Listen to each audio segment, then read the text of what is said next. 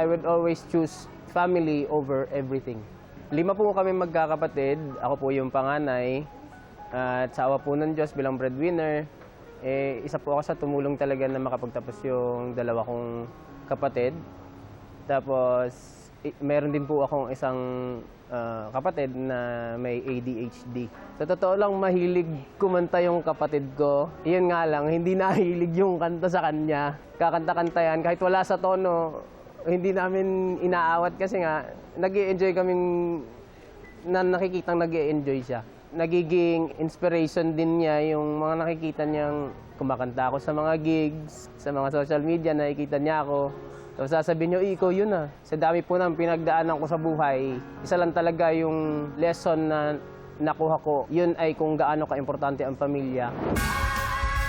Hi, ako si JMD, 33 years old, from Misamis Oriental.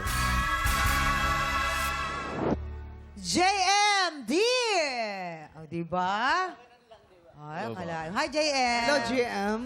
Ito tayo si Jeff. Ito, alamin naman natin kung ano masasabi ng ating mga inampalan. Hello, JM. For me, yung boses mo yung saktong balanse ng kapal, tsaka yung tining nung merong kakaunting nasal resonance para maabot yung high notes. For me, ang ganda-ganda ng boses mo. Siguro, kung meron akong maiko-comment, sa diction, pwede pang mas mapulido. Tsaka, yung emosyon lang. Kasi itong kanta na to, If Ever You're In My Arms Again, kung sakaling pagbibigyan mo pa ako ng pagkakataon, mas mamahalin kita, mas hindi na kita pakakawalan pa. Pwede mong dayain, sort of dayain yung emotion. Hindi naman kailangan na magmukhang nahihirapan ka, pero siguro iparamdam mo yung hinagpis or yung diin or whatever it is na hinihingi na emosyon ng kanta. So, very lang tong mga tip na to. Sigurado akong mai-apply mo agad-agad. Congrats sa'yo, ang ganda-ganda ng boses mo. JM, ang napansin ko lang, merong konting lang sa timing. Medyo na late lang ng konti. Dito sa part ng second line, okay, so the feeling, nung nahuli ka doon sa the feelings, doon, nahuli ka ron. And then, dun sa part na, but I just couldn't see it. Yun, the part na yon. Kailangan eksakto mo yon kasi ganda eh. Ang ganda-ganda nung rendition mo, nung dulo mo. Yung stage presence na sinasabi ni Daryl, siguro, kailangan lagyan mo lang ng konting drama. Yun ang kailangan. Kasi, kung minsan ang pagkanta, hindi lang singing. May party doon na parang may arte. So, kailangan pag-aralan mo kung ano yung meaning ng song para maiarte mo. Ayun, maraming salamat. Ito na, alamin na natin ang stars na ibibigay sa natin mga inampalan. JM, eto na ang mga stars ko for you.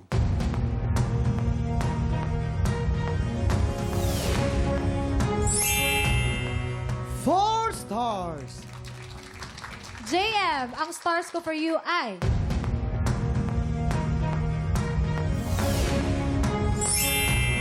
Four stars, Kuya Kim.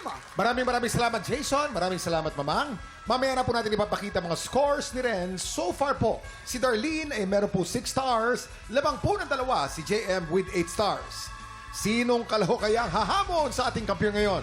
Tutukan yan sa pagbabalik ng tanghalan ng kampiyon dito sa... Take Off!